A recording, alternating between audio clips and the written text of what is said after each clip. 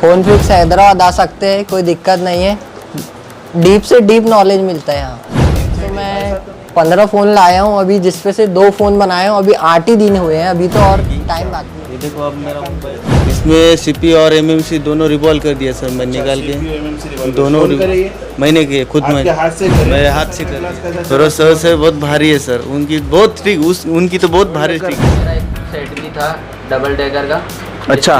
Graphic का problem था sir जी तो जो V25 Pro था जी 5G सेट, उसमें ग्राफिक का प्रॉब्लम आ रहा था, तो ना लाइट आ रही ना ग्राफिक आ रही थी। तो सर ने वो भी करके दिखाया, करके बताया, मतलब आपको हमने सामने देखा पूरा काम सर ने ओके एकदम करके दिया, 1 शॉट में एकदम ओके सेट। अच्छा लग रहा है आपको? बहुत ज़्यादा अच्छा लग रहा है। अब यकीन हो गया कि हम भी पूरा डबल डेकर वगैरह कर लेंगे। और अभी तो सिर्फ 8 डेज हुए हैं, समझो आगे ये 12 डेज बाकी पड़े हैं। हाँ। उनमें तो बहुत ज़्यादा इसमें MR भी आएगा तो थोड़ा सा चेंजेस रहता, ठीक है। 28 भी आएगा तो थोड़ा और चेंजेस रहता, 5W आएगा तो थोड़ा और चेंजेस रहता। मतलब समझो कि पावर बदला तो अंदर के सप्लाई भी बदलेगी, लेकिन बनाएंगे तो ऐसे ही। अब ये कॉयल इसमें लगा के 1 2 3 4 5 कॉयल इसके बाजू में मिलेंगे। ये कितने भी डायग्राम में चल दो आप, अभी आज सुबह बताया आपको मैं कितने सारों में रहती है पावर। सबके बाद ये 5 कॉयल मिलेंगे और एक अलग से ऐसी मिलेगा जिसको हम एक्सटर्नल बग बोलेंगे, यहाँ पे भी लिख दिए नाम इसका। और उसके पास भी स्विचिंग के लिए कॉयल लगाएंगे, ताकि 2 वोल्टेज दिए इसको इनपुट। कितना दिए इनपुट, लेकिन 2 कब देंगे, कब, पहले इधर बनना तो है। और ये बनेगा कब, पहले इसको देना पड़ेगा VPH। क्या देना पड़ेगा? कितने कॉयल है, 1 2 3 4 5 कॉयल है ना, तो कितने बार जाएगा ये अंदर? 5। तो 5 कैपेसिटर मिलेंगे, 5 बार अंदर जाएगा, ये सारे बनेंगे। तो ये बनेंगे कब, चार्जर लगाना पड़ेगा। चार्जर लगा कर चेक करना है, समझ गए? जैसे आप चार्जर लगाए, यहाँ पे बन जाएगा VPH। और VPH से पहले यहाँ पे एक अपने को क्या मिलेगा, एक छोटा सा, याद है, रजिस्टर। याद रखते हो, इंपॉर्टेंट वाला रजिस्टर। ये रजिस्टर खराब तो फाइल है ऐसी उड़ जाता, मालूम है ना। तो ये रजिस्टर याद रख लो।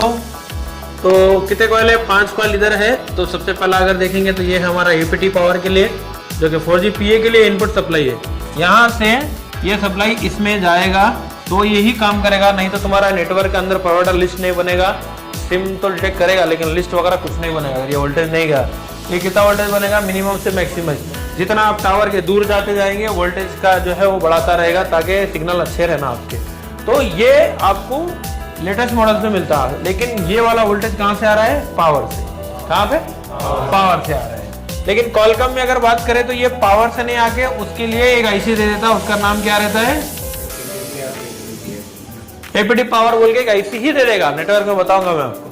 MTK में कहां से बन रहा है ये, पावर IC से। कहां से, लेकिन कॉलकम में कहां से बनेगा, उसके लिए अलग IC। जैसा इन्हें एक्सटर्नल बग के लिए IC बना दिया, तो कॉलकम में ये सप्लाई पावर हटा के वहां पे क्या लगा दिया, एक एक्सटर्नल APT पावर IC लगा दी, ठीक है।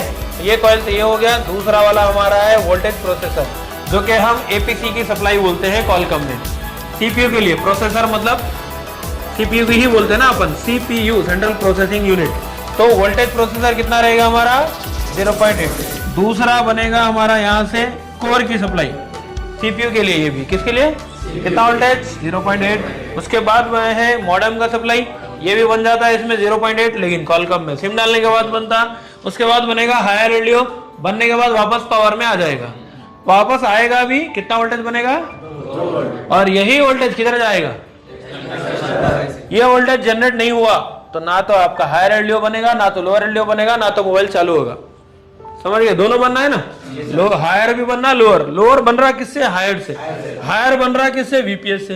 VPH बन रहा किससे, चार्जर लगाने से। समझ रहे हैं आप, कैसा है, चार्जिंग से होते हुए ऐसा चेंज होते हुए आ रहा है। तो यहाँ पे कॉइल लगा के है, इसको बाईपास करना है, कर सकते हैं। और ये बनेगा 1.3, और ये बनने के बाद वापस किधर आएगा, पावर में ही आएगा। किधर आएगा, फिर पावर में आएगा। तो फिर ये तो था हमारा VREC 1 सेक्शन, ठीक है। ये वापस क्यों आ रहा है इसमें, ताकि VREC 2 सेक्शन के वो दिल्ली रेलवे स्टेशन वाली सप्लाई बनाना है, LDOs बनाना है। क्या बनाना है, अब इसमें देखे थे 27 LDO अलग अलग बन रहे हैं इसमें, ठीक है। कल PM ने देखे थे 660 में 19 LDO बन रहे थे, 660L में 10 बन रहे थे, और 8937 में जो देख रहे थे 23 बन रहे थे। समझ रहे, तो हर पावर में अलग अलग LDO है। तो देखना है, तो वो बनने के लिए उस सेक्शन को क्या बोलते हैं अपन, VREG2 सेक्शन, जिसको हम क्या बोलते हैं, LDO सेक्शन।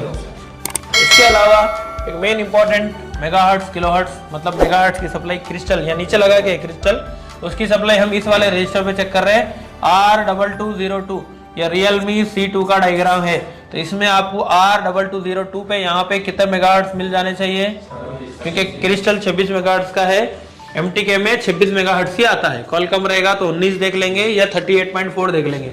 तो ये बन के जाएगा BBCLK के नाम से। इसके नाम से वही अगर कॉलकम होता तो MSM BBCLK इस तरीके से रहेगा।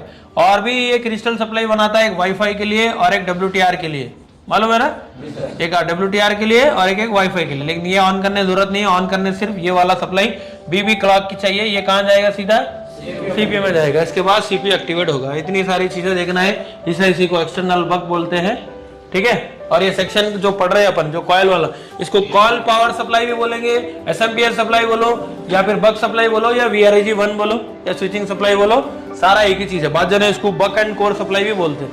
बोलने के लिए कुछ भी नाम बोल दो, समझ में आना है मेन। जैसा मल्टीमीटर हो गया, beep mode, buzzer mode, diode mode, continuity mode, पूरा एक ही है, समझ रहे।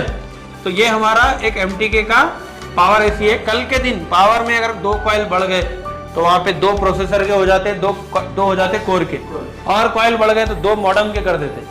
समझ गए कि नहीं समझे। फिर एक तो APT का तो है। अब किसी में APT इधर पे है, किसी में APT को हटा देते। और MTK में ऐसा नहीं है कि हर IC में VS2 के लिए ये IC रहेगा।